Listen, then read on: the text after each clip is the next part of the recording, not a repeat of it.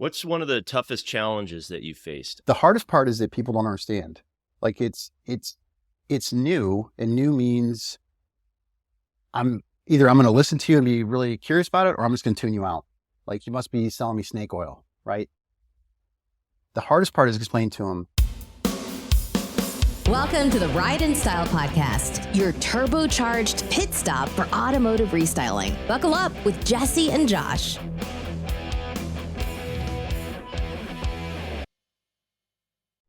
Welcome to another episode of the Ride and Style Podcast. Today, episode 18, we have Brian Lounsberry of Midway Plus. Brian, thank you so much for being with us today. Yeah, thanks, guys. Appreciate it. Thanks for inviting me. B-Man. Jesse, now this is fun because this is hands down the funniest dude in the industry. Oh, that's so nice. I was the funniest guy, but then this guy walks in the room and like he's kind of like that guy that just attracts all the he's like Tiger Woods on the PGA golf course. All the other golfers are like, oh, great, Brian's here. That's so kind. My wife thinks that I'm a mixture between Peter Griffin and Peter Griffin. Yeah. and Rodney Dangerfield. Rodney Dangerfield. A little bit, mostly Peter Griffin though. Yeah. Little Rodney Dangerfield. How did you guys first meet? Do you remember, either one of you? I know exactly how I first met. I was in a room, and I've been in the industry for a long time, just like Josh. And it was a year before we met, somebody goes, yeah, there's a guy that looks like you. I said, I don't think so. Next year, they go, hey, that guy that looks like you's here. Where? They point. I'm pretty sure I walked over. I'm like, hey, I hear we look like each other. Funny is, so Brian comes up to me at that event and goes, so is your name Brian Lounsberry? And I said, no. But then I look at his badge and his name was Brian Lounsberry. I'm like, well, what is this guy trying to do? He goes, so I guess we look alike. So what was your mom and dad doing? And then he named off some, what were they doing in early 1976 or 75? I was like, no, I don't think we're brothers, Brian. I think we just have some similar characteristics, but yeah, you never know. My dad traveled a tiny bit.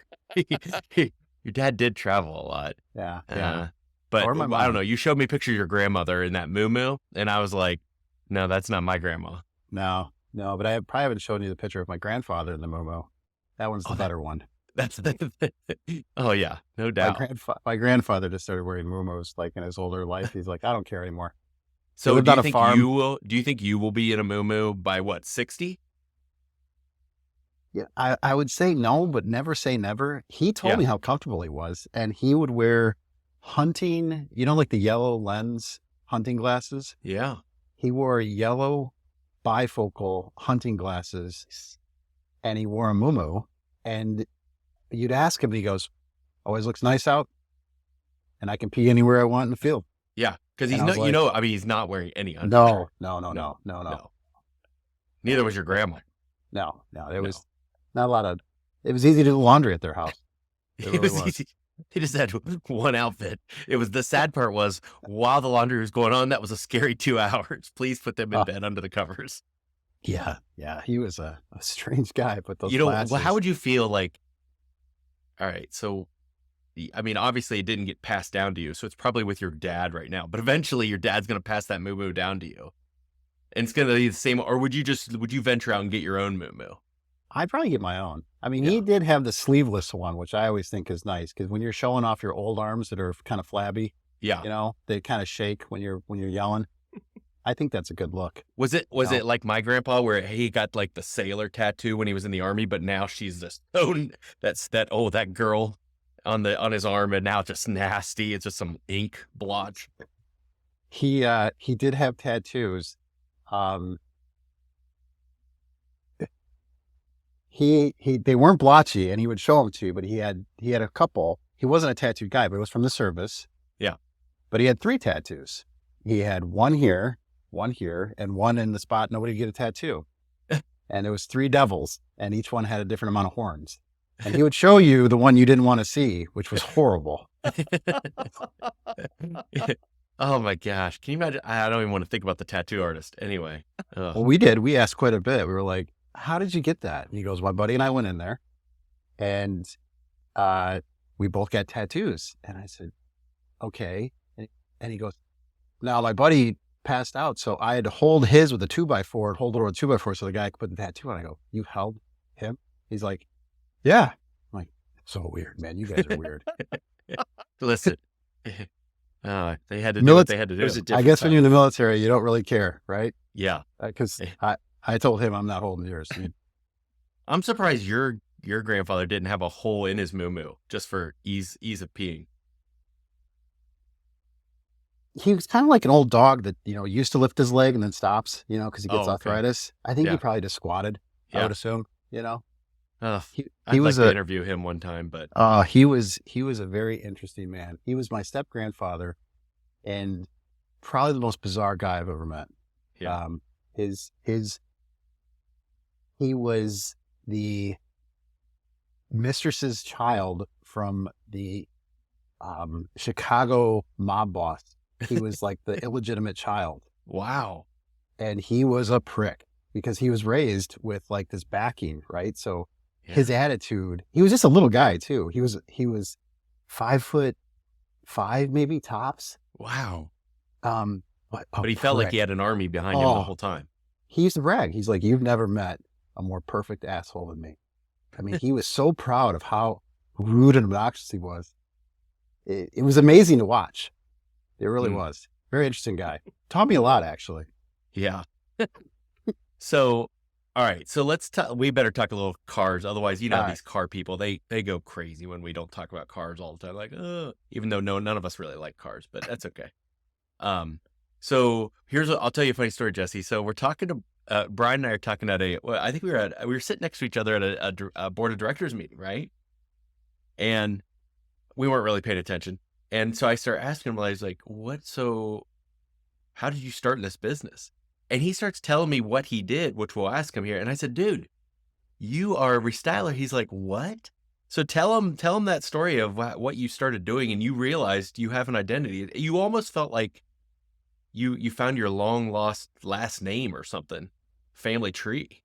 Well, when you did that job before it had a name to it, you were basically nothing. You weren't a mechanic, and you weren't, you know what I mean? You were like this weird in-between place where you just made stuff look a little better and you made people happy.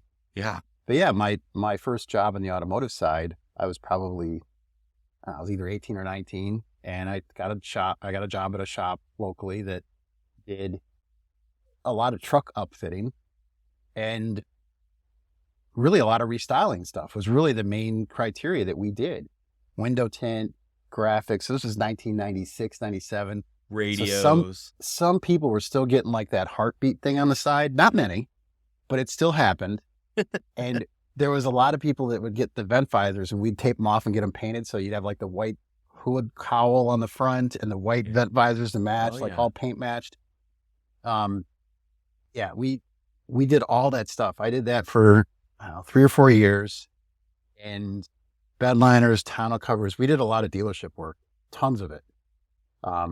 So yeah, there was never a name to it before. It was just basically anything anybody wanted that came in the garage. And once in a while we'd do something performance related, but it wasn't that common. It was mostly, I've installed a lot of running boards in my day. If there's something that I have done an absolute ton of, and now if you're installing running boards in the great state of Michigan in the winter, which everybody wants their running boards, in a warm garage where the ice and snow are melting right on your face as it's dripping and the dirt and the water going in your eyes, just like, this is a great job. I love this job. I think we are brothers because that was my first job, installing running boards, and I was in Ohio, so it's a little bit less icy, but it's still the same. It's the same. It's the same. Yeah. So, I mean, now, did you do the aluminum ones? Oh, I did aluminum. I did wheel to wheel.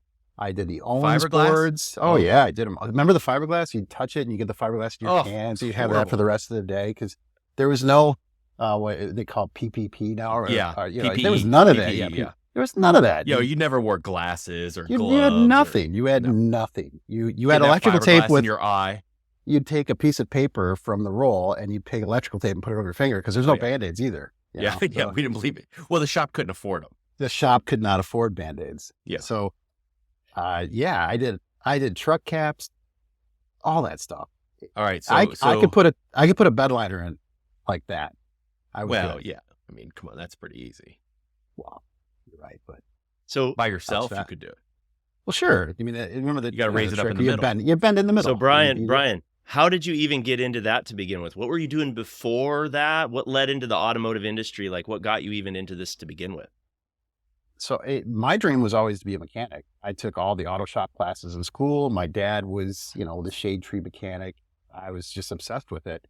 And I was working landscaping, moving rocks, digging holes, using your body, but not your brain.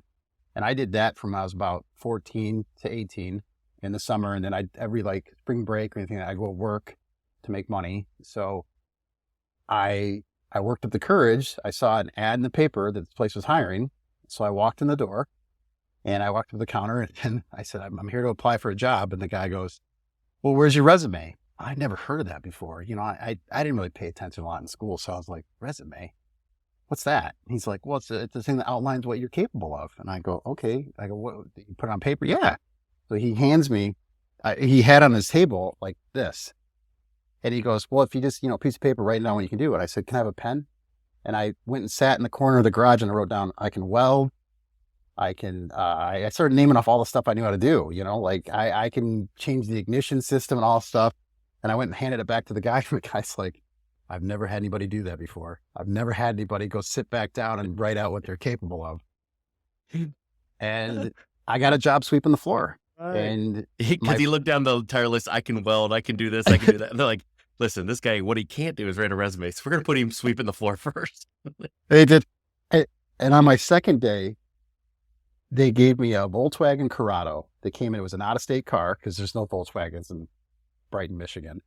It's a GM territory and Ford territory. So they handed me this car and they go, hey, put this alarm in this car. And the alarm was in a box. It wasn't brand new. No instructions. We don't even sell that kind of car alarm.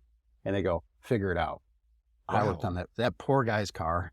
Oh, I felt so bad for that guy. It should have been done in like an hour and a half. It took me like 3 days. I mean, that poor guy. I don't know why they did that to me, but he waited. He probably waited in the showroom all 3 days. You brought him like a pillow and blanket and food. Yeah. You guys, I was so nervous because I thought, I don't want to admit that I don't know how to do this, but I don't know how to do that. And you're taking away a part of a Volkswagen that, that's not a Chevy. That's a rough car. It was. I broke the clips. You know what I mean? Like everything that can go wrong went wrong. Yeah. Yeah. That's why we don't like German cars working on them. Yeah. They're great cars, but working on them is horrible. Yes. They're definitely tough. So yeah, that was how I got into it. Did you also restyle in Hawaii? I did more of car audio in Hawaii than I did anything. So how did you get from Michigan to Hawaii? It was 2000. I was working out in Metro Detroit at a place where I was doing electrical repair for cars, general electrical repair, like your fuel pump breaks, your gas gauge doesn't work. And that's where I learned all my electrical knowledge because I thought I knew my stuff doing car audio before that. I didn't know anything. I got in this place and these guys were like, you're an idiot. Yeah. Like they didn't even talk to me for the first 6 months. I had to go through like this hazing before they would, I had to take the garbage out every day, just clean the toilet. It was just the worst job ever. Right. But they taught me so much about electrical that it gave me a huge advancement at every shop I went after that. And I was working out there and I'm living in this little tiny house and I'm like, there's better places to live. I'm in Hawaii. So I had like $3,000 in the bank. I sold everything I had and I bought a one-way plane ticket and I bought a mountain bike and I flew there and went down to Waikiki and got in a hotel and then tried to find an apartment and got an apartment. And got a job and lived there. And how long? A little over a year. Yeah. Okay. It was, I think I was right around 20, around there, 23. It was definitely this eye-opening experience of like, I should probably get going with my life instead of goofing off, which was really what I felt while I was there. And the other big one was right before I left, I meet this girl at a party that is from my hometown and we keep in contact. She's now my wife. So I came back and I moved to Michigan State where she was going to college. So like, it was really her. I had to blame her that I left Hawaii. I tried to get her to come stay though. I was like, come move here. I mean, like every day is 72 degrees. It's awesome out. She would love that. She did love it. She said, but no, No, we're not she said living no. No. In fact, I think, man, I don't know why I have this recollection. So when I went to Hawaii, I don't know, I was there 2020. I was flying back. Actually, weren't we there for the board of directors meeting, right? Yeah, that was in Yeah. Maui. Yeah. When we were there, my wife and I spent some extra time there. So I go over there, I wanted to go to Pearl Harbor and everything like that. And wasn't your shop like right around there? Right It on was the right main next. strip? Yeah, it was on Ward Street. Yeah, like Yeah. right I think by. I went by it, and there was maybe a few of them, but that one was audio. And I just had this picture in my mind of you working on a car. You had one in the bay, and then one probably outside, putting in an alarm real quick and radio or something. It was a really strange experience because everybody that lives in Hawaii is pretty relaxed. There's not a lot Yeah. to be upset about. So people are they're actually really nice. It took me a little bit to get over being a Midwest prick. It was like I always want to go real fast, everything. And they're like, hey, slow down, man, just chill out. Yeah. But the garage I worked at, you did most of your work outside. Like there was no garage. The garage, they'd pull in a car that was getting something done that you didn't want to get dirt in. Yeah. Maybe some tint or something like that. So everything else was done outside. And the other part that was awkward about it is the customer would stand right there and watch you. I hated that. Right? It makes you feel so awkward. And then you get used to it. But they would bring me food. Like if you're doing something, they'd go across the street, get some food, bring it back. So you ate all day long. Oh, yeah. And it's just super nice. They invite you over to their house. Like people were really, really kind. But yeah, it was a cool job. I learned a lot of lessons at that place. Like the shops that I worked at before did all custom work. And this guy was like, we don't do custom work. I'm like, you're losing so much money. And he's like, custom work loses money. Yes. He's like, turn and burn, flap the radio in, put 4 speakers and let them go. Yep. And he taught me a valuable lesson. He was right. The next place Yeah. I went, did a bunch of custom work and they struggled. Yeah. So you moved back to Michigan State. Catherine's, Yep. Is that when you married her? Because I mean, listen, I think No. I feel like you had a really small window to get a girl that good. we She's dated. way out of his league, Jesse. He'll She be the is. first one to tell you. She is, but she hung around there for a long time. I think we dated for 6 or 7 years or something like that. What? We've been together forever, and I even moved. Like I moved from Lansing back to Metro Detroit to take a job at Motivicity because Lansing, Michigan is kind of like, I was very curious because it's one of the most depressing places. The sun's never out. It's always kind of raining and it's an old factory town, right? So things are kind of run down and gray. Coming from Hawaii to there was like, oh, this is terrible. This is awful. So after about 1.5 years, I went to her and I said, I can't take it anymore. I'm leaving. I'm going back. I can't do this. This is torture. And she's like, try one more time to get a job in Michigan. And I called this guy and I was like, hey, I'm trying to get a job at this really famous shop. And he's like, come give me your resume. I'm like, for what? Like, come work in this office. Oh, I don't want to work in an office. That's not me. I don't have one.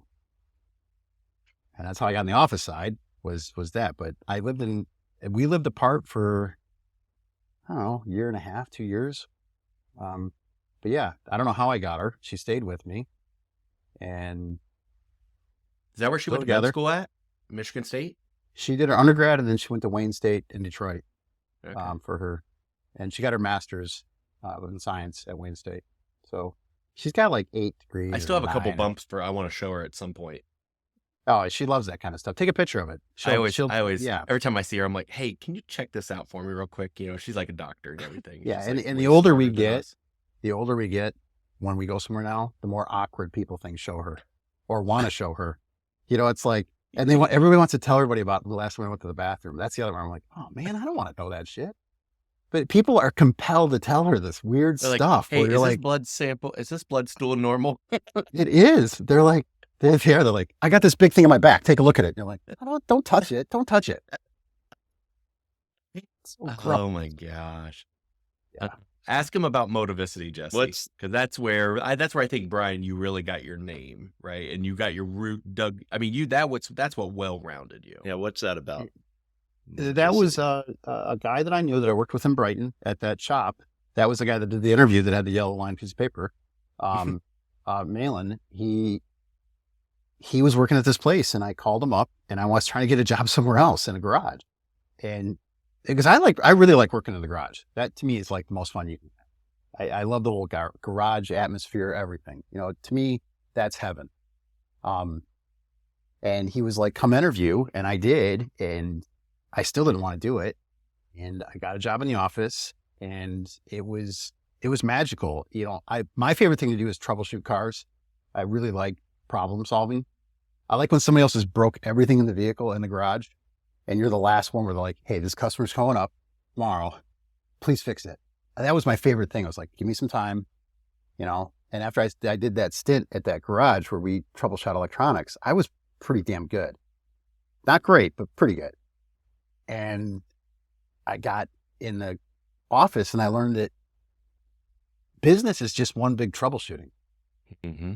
It's all it is it's constant problem solving on a much higher level. Instead of just fixing a car, you're trying to spin like 100 plates at the same time and figure out which one you should move to. And it was way more mind consuming. And it quickly became an obsession where I couldn't get enough of it. I couldn't work enough. I couldn't learn enough. I couldn't stop. And when I got there in 2005, I think there was 8 employees. We were at about a 10,000 square foot facility with 30 manufacturers. We were a distributor, and we just started doubling business every year. Just boom, boom. It just was a wild ride, man. It was so much fun. I tried everything to make business grow. We've given away cars. I've had multiple race series that we built and made. We had a car garage where we could take customers and take them on the racetrack. We did everything. What were all your roles there? The only thing I didn't do is the easier way to say it. The only thing I didn't do is I didn't do accounting. I stay away from accounting. Math and I don't get along very well. I understand it pretty well from the top. Yeah. But once you get down to the weeds where you start thinking about like use tax and stuff like that, that's where I'm like, I'm out. So how does a guy come in, not really want to be in an office, would rather be in a garage, and work his way up to the president? Determination, I think, would be the easiest way. Like, there was definitely a thing that I learned from going from the garage to the office. In the garage, people are not patient, and there's no tolerance for, you got to get the car out or you can't go home, right? Like, there's this whole thing of like, if you don't finish, the customer's standing there looking at you. Like, they see you, and you got this mentality of like, all cars have to exit the building at the end of the day. And if they don't, you stay. So I would be at the garage till 3:00 in the morning working on people's vehicles often. And when I got in the office, that whole mindset really paid off. And when you're a restyler, nobody teaches you how to do any of that stuff. They hand you the stuff and they go, put this on that car for that guy. And you're like, okay. I remember the first sunroof I did. Oh boy, they should have never gave me a saw. What was it in? Tell us. It was in a 96 Ford Taurus, the bubble one, right? Oh yeah. And I That cut dome the whole, light's tough. it is, and you cut the crossmember out, right? And I have to relocate the dome light. Yep. So I had to do a new headliner. Yep. Which I'd never done before. I cut the hole too small, and it was a Bosto roof. So what happened is the metal's like right on that plastic. Yeah. So the customer leaves, and every time he hits a bump, it's flexing and going, making all this noise, right? So he comes back, and who is it? It's my high school guidance counselor that couldn't stand me. I walk up, Freddie sees me, and he's like, he thought I did it on purpose. He really did. He told the manager, he's like, I don't want that guy working on my car. I had all kinds of problems with him in school. And I'm like, I didn't do it on purpose. I don't know what I'm doing. You should have never let me cut a hole in your roof. That's what you shouldn't have done. So, that whole mentality of figure it out, I think that's what got me from A to B is don't wait for somebody to teach you. Go figure it out. Yeah. And I actually think that mentality of the garage and just shut up and do the work was probably what helped me get further.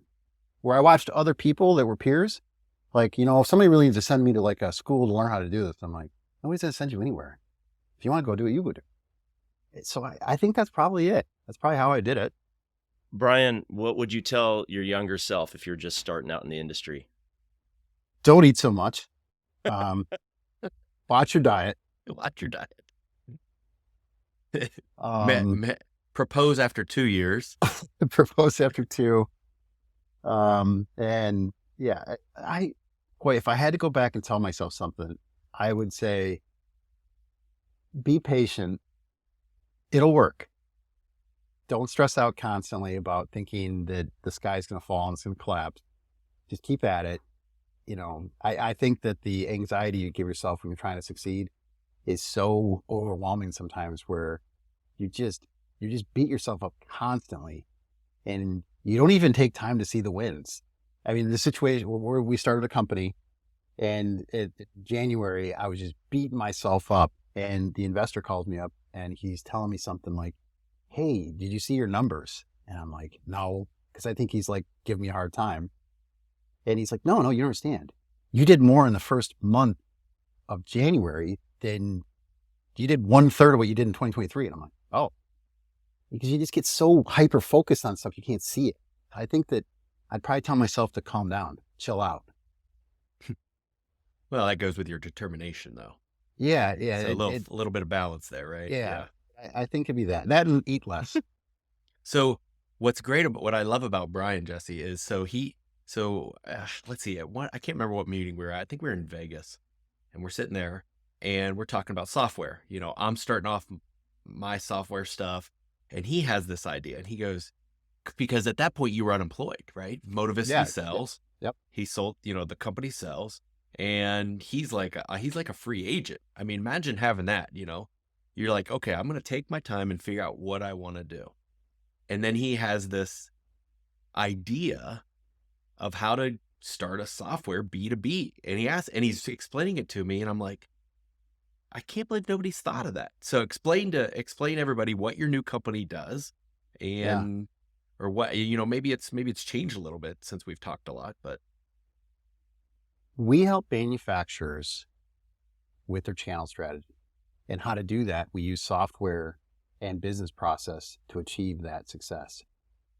So where the idea came from was while Motivacity was growing, thankfully the owners of the company never invested in it. They only invested one time when it first started. So what that meant is we had to do everything ourselves. Everything was find money, because if there was money that was inside the bank, they took it. So you never had money. So we had to make our own ERP. We had to make all of our own websites. We had to make all of our own stuff. And while I was doing that, listening to the manufacturers tell me how much they couldn't stand what we did and they should do it themselves, I was like, you'll never achieve that. As I'm doing it, I'm like, if these guys had some of this technology, they could probably do more themselves. But I never said anything to anybody because I'm like, I don't want to tell anybody my idea. We watched manufacturers bring us business that they really should have kept to themselves. Like, it was an important customer, it was a value add customer. And it was like, you're giving them to us because you can't handle the business process. You can't satisfy the customer's needs because you're still operating like it's 1985. Not in an offensive way. It's like, if you guys think about it, can you tell me one place that you email somebody today to buy something and ask them if it's in stock? Can you tell me that? Is there anywhere you do that? It's tough. Yeah. It's usually all online. Yeah, right. Well, all manufacturers are still operating that way. And they think, well, we're a manufacturer, we don't have to do this. Yes, you do. That's the progression of business. So they're all still like doing it this way. And what's happening is the customer, the more that the web takes off, the customers are getting used to just ordering a certain way. And if you're not going to catch up on it, you're going to be left behind. And what we do is help pull them into the digital age and get them in kind of a satisfactory way of complying with customer. The customer wants to know that the part's in stock, and they want to know when it's shipped, and they want to know how much it is when they order it, and they want to have their payment options. Even if it's B2B, it doesn't matter who it is, you want to know those things. You want to know where your return is. You want to know what your cancellation status is. So what we did is we made a business-to-business marketplace. We said, look, all the manufacturers can use this, and they can use it to work with their customers. And we hook up to their ERP, their enterprise resource planning software, kind of like their ECU for their company. And what we do is a lot of the things that slow down a manufacturer, we just bypass it. That way it speeds it up for the customer. So I'll give you an example. Like when you send a purchase order to a manufacturer, Or better yet, even a lot of times if you order it through their portal, if they have one, it's just an email that gets kicked out. Yeah. That email then goes and sits on somebody's desk. And let's say that email that wasn't ordered from their website, it's just an email. That email almost always has problems.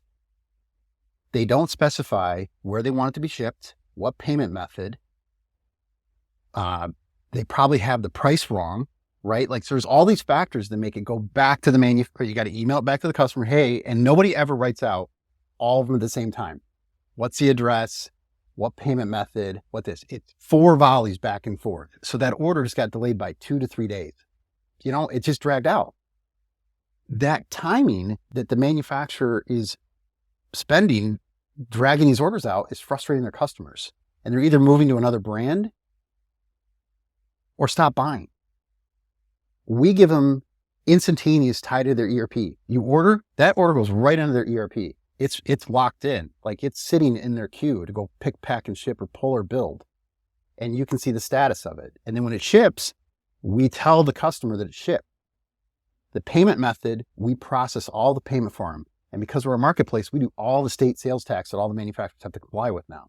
So what we're doing is we're helping the manufacturer uplift themselves off of what it was before to what the future is, and help teach them how to operate in the digital age.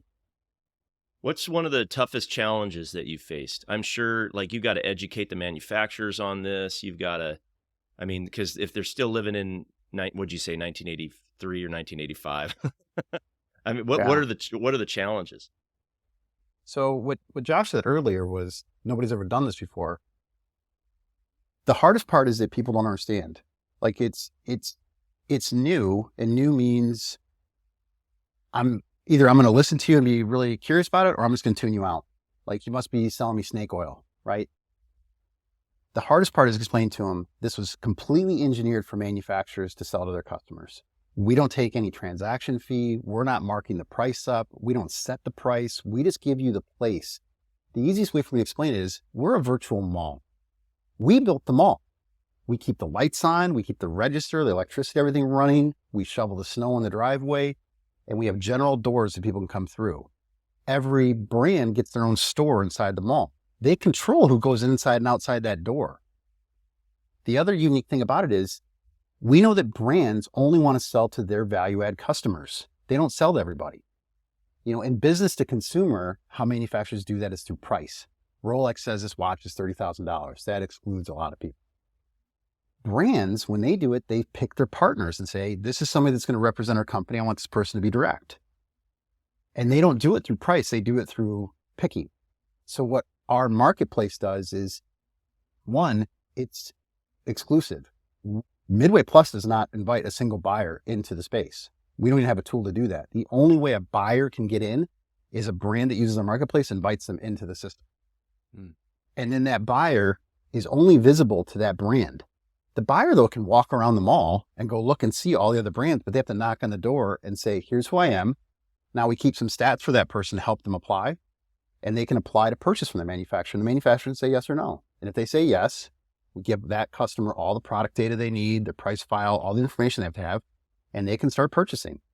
The buyer only has to put one wallet together. So if you're buying from 50 manufacturers, if you can imagine, and they all have business-to-business portals, their own separate ones, that buyer has to log into 50 different sites throughout the week. Ours are all a collection. The buyer can put one credit card on file and the tax documents for their state. They can buy 50 brands on one purchase order. We'll split the whole entire thing up and parse it out and bring all the information back for the buyer. So we're collectively putting everybody together as a group, no different than, you know, people say, well, I don't want to be in the same space as another brand. Really? Would you want your booth next to that brand at SEMA? I would. Why? Because eyeballs. Your business to business site is never going to compete with a company that registers more eyeballs. Your site it's never going to be a place that people go. You've got to have a collection. And that's for my past life of being a wholesale distributor. You had all the eyeballs. Every eyeball's coming to the distributor. So to the manufacturer, for them to have some kind of tool like this that people come in and buy from them, got to have those eyeballs. I was going to ask you what sets you apart, but I think you just answered that. The most unique thing that our patent is about is that our marketplace is in reverse. The buyer is not technically, we don't look at them as our customer from Midway Plus as the marketplace facilitator. The manufacturer is. We take no money from the buyer on purpose because we don't want to get in between that business. We don't want to jeopardize it. We don't want to interrupt it. We don't want to mark anything up. We want it to be clean and pure, just like if you were buying direct, right? We charge a licensing fee just like a Shopify would to the manufacturer, just like if they were getting a B2B store. So they get the B2B store, but they're in a combined group. We don't charge any other fees. So the reverse of it is the buyer has no leverage over us. Yeah. Right? When you go to anything else, if you think about like Amazon as a marketplace, the buyer wants a better price. So what Amazon does is they're going to make that first listing come up, the best price, it's in stock and available. Well, if you're the manufacturer, man, I got to keep lowering my price to have people sell. Here, the manufacturer's in control. They set all the rules. They set who's allowed to buy and the price and the engagement. They can have sales, rebates, programs to help engage their customer, but it's their choice how they use them. We don't do any of that. So the uniqueness of it is the seller is the one that controls the marketplace. We sit back and just help people conduct business inside of us. So are you just in the automotive space right now? We are right now. So automotive is obviously where I've spent my entire career. We knew this new thing was going to be difficult to get up off the ground because it's a new concept, and we thought the best place to start this is in automotive. Yeah. Based on what we know. And I also knew this. So many manufacturers, if we could just tie into the ERP, I could make them faster. I did purchasing at Motivisti for a long time. Yeah. And so many frustrations of buying it. I could just do a stock check. So that's like such a major thing. Or if I could get an order confirmation, it would have saved me so much time. Yeah. So I knew there was a lot of help that was needed in this industry. We are talking to other industries about this, but we're not going to take our eye off the ball when it comes to automotive. Like, that's going to be our focus. Yeah. It's a huge industry. It is. So do you think this will afford you a more expensive moo-moo? I think I could probably get like a Gucci one. I think if I really want to be fancy. Moo-moo. Oh my gosh. Yeah. Could you imagine? Yeah, Your grandfather would be so proud. He would. And he would be very proud of my Gucci moo-moo. You're right. Yeah. So Brian, go ahead, Jesse. I love it.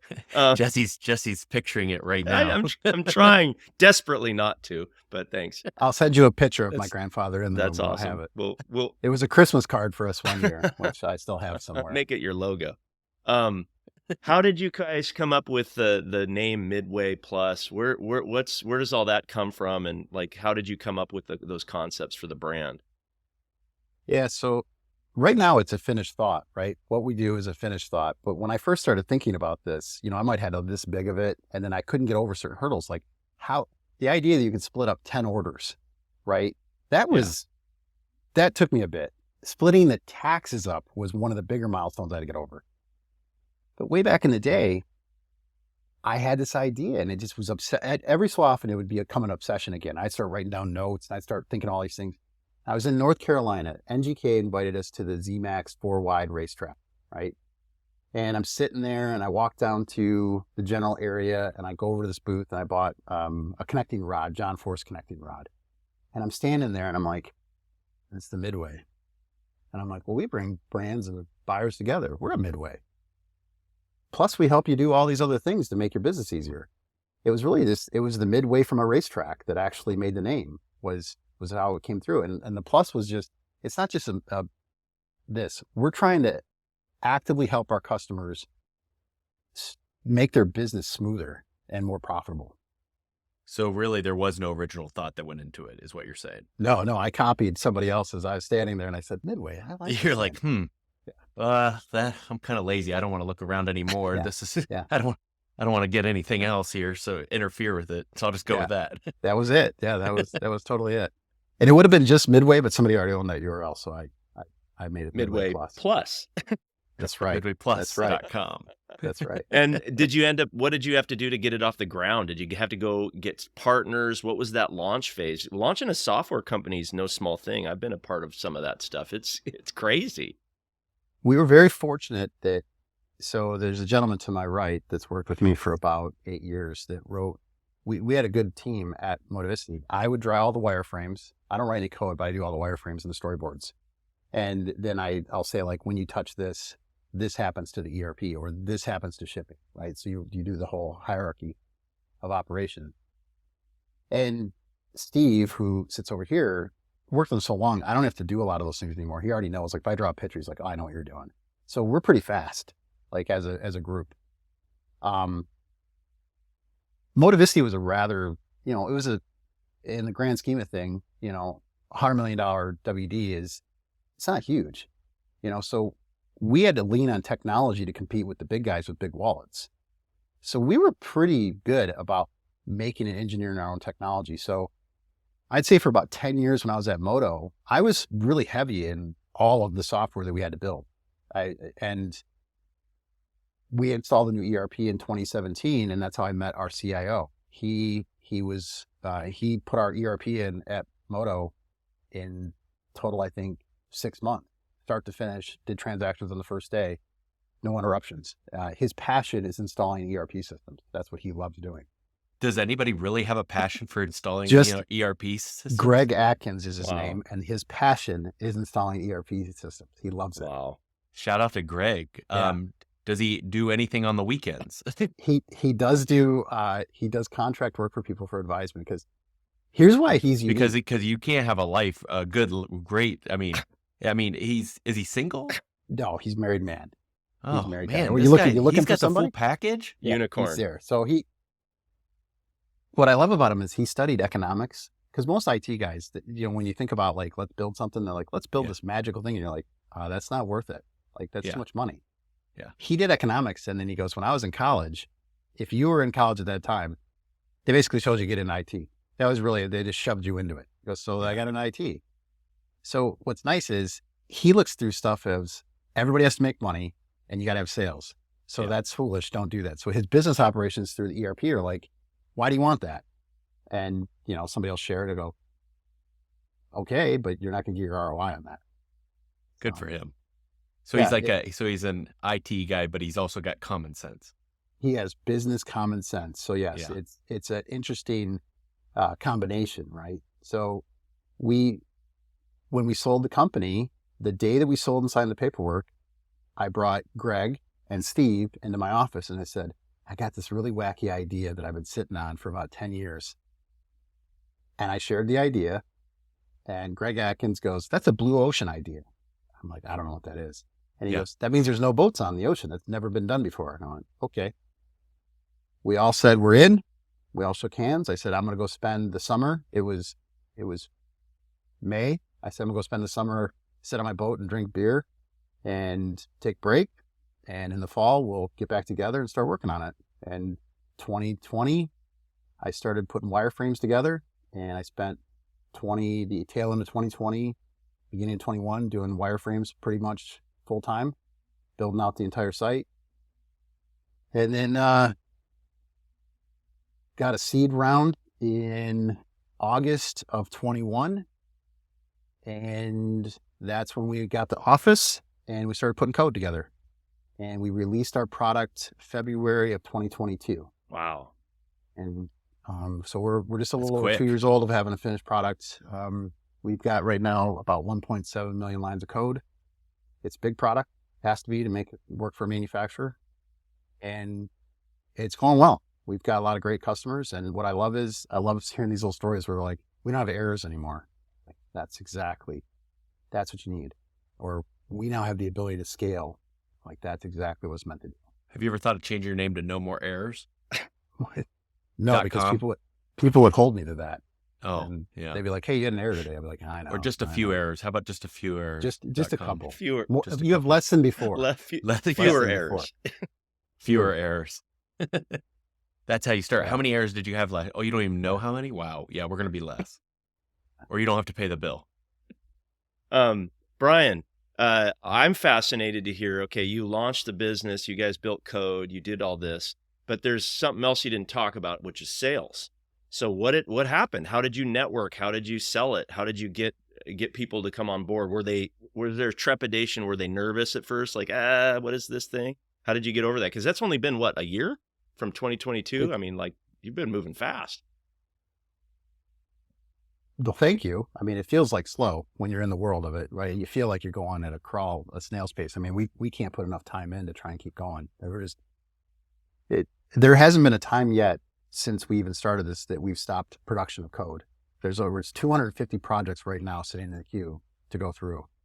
So we have a complete roadmap. We're on version 1. We're about to switch to version 2, which just means more enhancements, more than we normally have. But we have all the way to version 6 right now drafted. Honestly, it was a lot of relationships. Myself talking to people. I was fortunate enough to know a lot of the CEOs of companies where it was easy for me to go in and say, look, our product will cut your costs down. I know it will. And it'll help you traverse the next 10 years. You're going to feel more safe and secure. So that definitely helped. In the beginning, we sold it terribly. We did a bad job. We struggled to explain what it was. A lot of people think it does something that they want to imagine it does something it doesn't do. They want to think that it grows your sales, which is what a lot of people want. I want my sales to go up 20%. And I'm like, it doesn't do that. You could grow your business 20%, but we don't help you. We're not a rep agency, right? We're a marketplace. So we've got much better at understanding the right customer for us that is ready for something like we're doing, because it's a big project. Adelbrock they signed, and I think we started working on the project in November of last year. They use Oracle, so plugging into that with their team. They got a great team, awesome. And we got up and running about third week of January, maybe. And it's a new way of doing business. So they're now getting used to it and kind of operating, but it's about a 6-month commitment from start to finish for a larger company, to install, connect to ERP, train, configure. And then inevitably after we go live, we hear all these things like, oh my God, we do this. And, we didn't know. We're like, okay, let's see if we can work out a way to figure that out for you. So in the sales process, we just been fighting for every account. It's probably the best way to put it. So are you, you were the visionary that got this thing off the ground, and you've got a great team. Is your role CEO and are you the chief salesperson as well? Like what are you doing now? Because you talked about, the design work you do still, but what else? Sounds like you do a lot. We have a person that, one of the partners, Albert Retta, that does sales. That's his primary job, new business sales. I also do sales. I learned that I do it poorly, but I'm working on it. And why do you say that? Yeah, I always thought I was pretty decent at sales. I did. And doing this, it was a huge wake-up call. Selling a vision versus selling a product is completely different.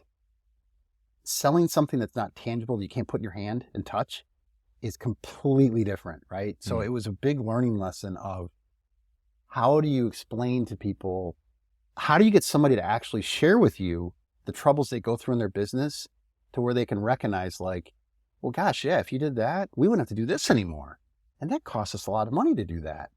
Getting to that point is tough.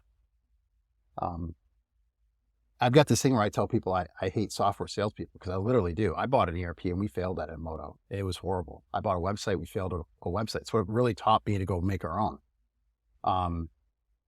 I learned why those people are terrible software salespeople. They tell you everything you want to hear because it gets a sale done. If you're honest at all with a customer, you lose the sale. So it's really tough to be a salesperson when you're trying to be honest with people and say, that isn't going to do what you want. Where what they want you to do is lie to them and say, oh yeah, you got that, no problem. And then after you install it, they're like, what about that thing? You're like, oh yeah, it doesn't do that. So yeah, I do sales. I do the wireframes still. That's a big part of it. And we usually write down 4 or 5 problems that our customers want us to help solve. And myself and Steve and Greg will go through and try to figure out a business process that'll help them fix that. So a lot Who's of engineering. funnier though, you, Steve, or Greg? Me. Yeah. There's no comparison. Steve and Greg sound kind of boring a little bit. Tell them I said hi, but I would say I would agree with you. yeah. I mean, there's a reason I'm not having them on the podcast. Well, and I one of my favorite things about Steve is that when we were putting the business cards together, I go, "What do you want on yours?" He goes, "Can I have nothing on it? I don't want anybody to ever call me." And I go, "No problem, no problem." He doesn't even have a last name. His name's not even really Steve. I don't know if you knew that.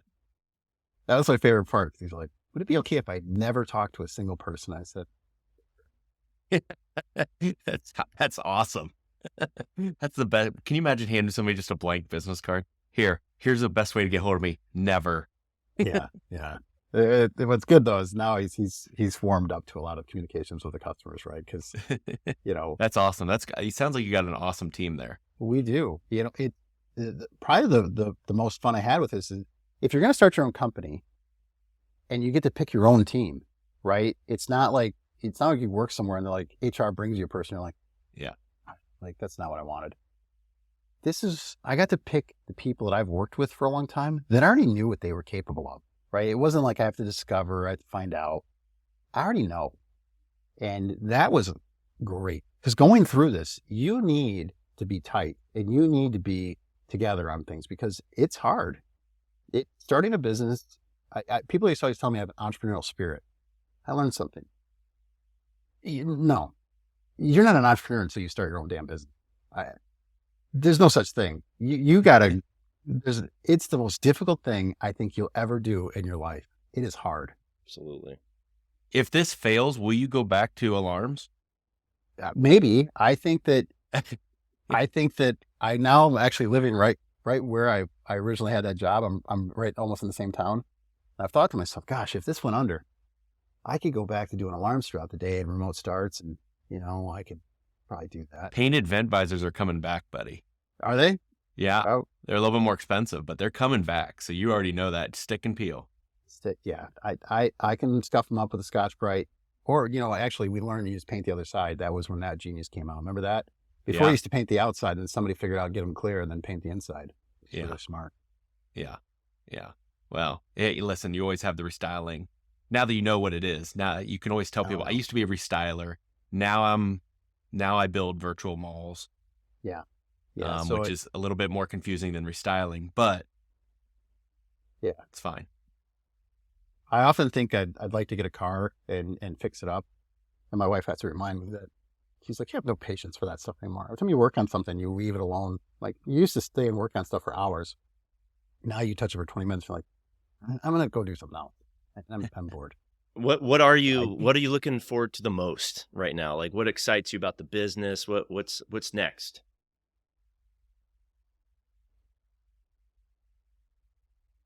It's really hard to put it to one thing. We're at a place right now where things are coming together. We're getting success stories from our customers, and I love hearing, my favorite thing is when they say, we made more money. Like, I love that. A lot of times they're hesitant to tell you because they think you're going to charge them more. I think that's why, but Yeah. I love it when they're like, hey, we made more money. Like, Yeah. They're great. like, well, yeah, we think it's working for us. Thank you. That's my favorite part, but I can see it clicking, and I can tell by the relationships that people are asking me to, get involved with. They're like, hey, you should get to know this guy, that it's starting to network and starting to grow. I'm looking forward to the next 20 customers. I think, I think the next 20 are really going to help refine our process because, we almost do a little bit of like when somebody buys an ERP, we have to go through a lot of things. So it's a pretty intricate thing we do. And we try to do it as fast as we can, so having something like this done in 3 to 6 months is pretty quick. I want to make it faster. I want to make it to where it's 90 days start to finish. So I'm really looking forward to the next 20 customers because every time we get one, you find something you're doing wrong that you could do just a little bit better to make it a little bit faster. Well, I'll let Jesse ask his last question, but before he does, thank you, Brian, for being on. I'm so happy that your idea finally took off. I mean, Me too. I could That's tell my you were wife. going to make it work. You were going to make it There's work. one thing I don't do very well is I don't give up on things that I think are right. And Yeah. I commit. I like to win very much. I love the challenge. It's a lot of fun. Well, and I'm just happy to look like you. Yeah. So You should be. if You really should be. somebody ever comes up to me and goes, Seema, we're like, did I see you in a Gucci muumuu? I'm like, yes, you did. That was me. I will wear those Blaze or our Hunter goggles too. The Oh yeah. the bifocals. I'll need them by then because this year was the first year I had to do this. Oh, Yeah. bifocals. Yeah. Me too. Yeah, me too. Well, of course, we're brothers, so yeah. I think our Terrible. dad had the same problem about our age, so Uh, it's fine. But no, I want to see one day. Will you come to SEMA in a Gucci muumuu? If you've look, made it to if the, I've to made that it big, scale, if I've yeah. made it big, hell Yes. yeah, I would walk in there with that moo on. And would you bring me one so we can walk around together? Yes, but yours would be a little tighter. I'd make sure yours fit a little more awkward. You know, Yes. I got to look better. I got to Yeah. look better. Yeah, you all would be right? like, you can't stage Josh, me up. You need to lose weight. Yeah, I'd be like, look, obviously he's been eating too much. He didn't Yeah, do it. I have an eating disorder. Literally, I eat too much. Brian, if people want to get a hold of you or learn more about your company, where do they go? What's the website, or how would you like to field questions? Midwayplus.com. You can go there. You can go to LinkedIn. That's probably what most people get hold of me through LinkedIn. It seems like probably the easiest. You probably have the high end LinkedIn, don't you? You pay for the I do. you pay for I the do. high end. I do pay for that. So you probably And you know, creep you on people. No, but you know, they changed the rules. It used to be a lot of fun. You could tell who looked at your stuff before. Yeah. And you can now, but you have to get, I think, 700 views before that happens. But before it used to be great. You'd have like 10 views and you could see exactly who it was. And you're like, oh, I see you're following me there. They got rid of that. It was so cool. And they deleted it. I'm mad at them. Yeah. I'm too lazy Very to write them an creepy. email. I would never do it. Very I'd like to creepy. complain if they were in front of me, but Awesome. Well, thanks again, brother. Happy for you. You guys are killing it. So go out and see a Midway Plus. And if you're a business, why aren't they using you, right? What's their They excuse? should be. They don't have one. Manufacturers? Ugh. There's 7,000 members of SEMA. All you need is about 1,000 of them to sign up tomorrow. If 1,000 sign up tomorrow, I'll be wearing that moo real soon. Yes. Let's do it, people. Let's see Lounsberry in a muumuu by 2024 SEMA. Let's do this. All right. Thanks again for being on our show All right. today. I really appreciate it. All right, guys. Thank you.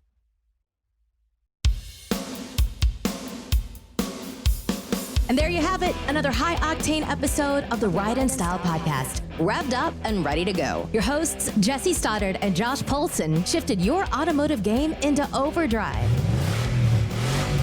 If you're hungry for more insights, trends, and game-changing interviews from the automotive restyling universe, don't forget to hit subscribe and leave a glowing review. We'd also love for you to share this podcast with your gearheads, installers, and auto lovers network. Because remember, knowledge is power, but shared knowledge turbocharges the whole industry.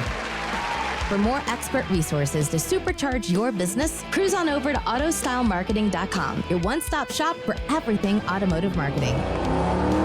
Until next time, keep those wheels spinning and your passion ignited. Thank you for riding in style with us. See you on the next lap.